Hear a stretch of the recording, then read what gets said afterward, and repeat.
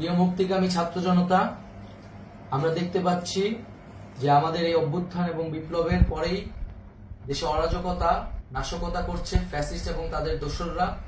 আমরা দেখতে পাচ্ছি যে বিভিন্ন জায়গায় এখন গোলাগুলি চলছে, মন্দিরে হামলা হচ্ছে এবং নাশকতা ও লুটপাট করছে। আমরা মনে করি আমাদের যে ছাত্র নাগরিকদের অভ্যুত্থান তাকে নস্যাৎ করার জন্যই পরিকল্পিতভাবে এই ধরনের ঘটনা ঘটানো হচ্ছে। আমরা মুক্তিকামী ছাত্র জনতাকে সজাগ এবং সতর্ক থাকতে আহ্বান জানাচ্ছি এবং আমাদের যে অন্তর্বর্তীকালীন সরকার, আমরা সেই সরকারের যে প্রস্তাবনা 24 ঘন্টার সময় নিয়েছিলাম, জরুরি পরিস্থিতি মোতাবেক আমরা এখনই তার একটি রূপরেখা ঘোষণা করছি।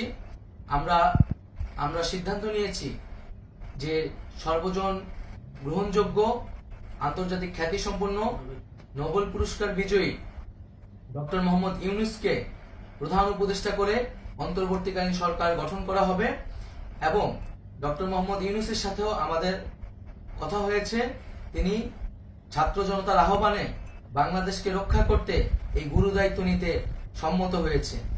আমরা সকালের মধ্যেই আমরা এই সরকার গঠনের প্রক্রিয়া দেখতে চাই।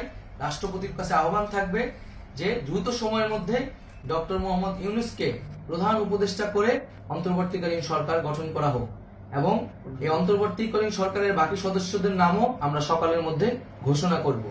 প্রিয় বন্ধুগণ, দেশে যে অরাজকতা চলছে, মানুষের জীবনের নিরাপত্তাহীনতা চলছে, সেজন্য আমরা রাষ্ট্রপতির কাছে আহ্বান জানাচ্ছি দেশে আইন শৃঙ্খলা পরিবেশ ফিরিয়ে আনার জন্য দ্রুত সময়ের মধ্যে কার্যকর ব্যবস্থা নিতে হবে এবং আইন শৃঙ্খলা বাহিনীকে সহযোগিতা করার জন্য মুক্তিকামী ছাত্র জনতাও রাজপথে থাকবে এবং অন্তর্বর্তীকালীন সরকার গঠন না হওয়া পর্যন্ত মুক্তিকামী ছাত্র জনতাকে রাজপথে থেকে তাদের যে অভ্যুত্থান, সেই অভ্যুত্থানকে রক্ষা করতে হবে। প্রিয় বন্ধুগণ, আমরা রক্ত দিয়েছি, শহীদ হয়েছি। আমাদের যে প্রতিশ্রুতি একটি নতুন বাংলাদেশ গঠন করার জন্য, সেটিকে আমাদের অবশ্যই বাস্তবায়ন করতে হবে এবং অবশ্যই ছাত্র জনতার প্রস্তাবিত সরকার বাদে কোনো ধরনের সরকার কিন্তু মেনে নেওয়া হবে না। আমরা বলেছি কোনো ধরনের সেনা শাসিত সরকার অথবা সেনা সমর্থিত সরকার অথবা এই ফ্যাসিস্টদের দোসরদের কোনো বিটিম সরকার কিন্তু আমরা মেনে নিব না। কোনো গণবিরোধী সরকারকে মেনে নেওয়া হবে না।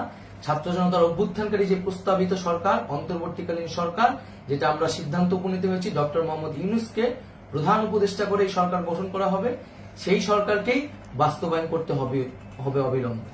আগামীকাল সকাল থেকে সকলকে আহ্বান জানাচ্ছি রাজপথে থাকার জন্য এবং আমাদের যে সাম্প্রদায়িক সম্প্রীতি এবং রাষ্ট্রীয় সম্পদ রক্ষা কমিটির ঘোষণা হয়েছে বৈষম্যবিরোধী ছাত্র আন্দোলনের নেতৃত্বে, সকল পাড়ায় পাড়ায় এলাকায় এলাকায় সেই কমিটি পাহারায় থাকবে। আমাদের সংখ্যালঘু কমিউনিটিকে আমাদের রক্ষা করতে হবে, রাষ্ট্রীয় সম্পদ এবং এই দেশকে রক্ষা করতে হবে আমাদের।